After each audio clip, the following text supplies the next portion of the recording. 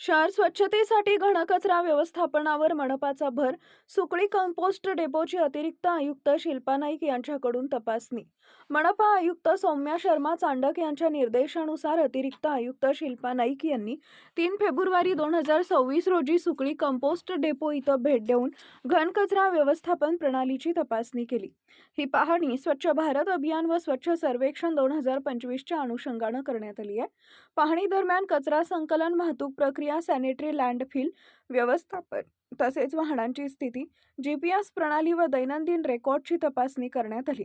तसेच ओला सुखा कचरा वर्गीकरण, कंपोस्ट निर्मिती प्रक्रिया, स्वच्छता व कामगार सुरक्षेबाबत सूचना देण्यात आल्या.